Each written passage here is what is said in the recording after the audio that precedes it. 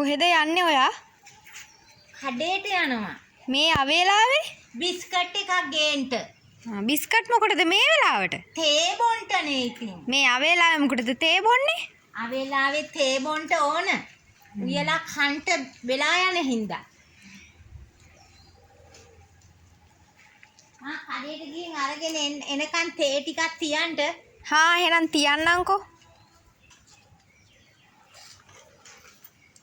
ඉන්ටකෝ චුට්ටක් කවියකුත් තියෙනවා කියලා යන්න. මොකද්ද?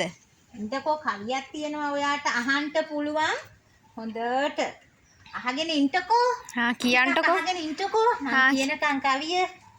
වෙන කෙනෙකුගේ කතා පොතක හිස් පිටුවක් දැකලා ලියන්න එපා තමන්ගේ කවි ඒ පිටුවට එබිලා.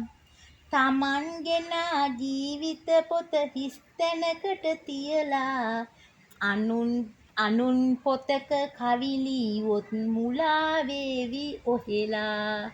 ලස්සනට කියන්න පුළුවන්. ලස්සනට කිව්වෝ ඔයා. ගයි නේද? සුපිරි. එහෙනම් thank you ඈ. හා මම කඩේට ගිහිල්ලා බිස්කට් එකක් ගේන්න යනවා. හා ගිහින් ගේන්නකෝ. bye. බයි.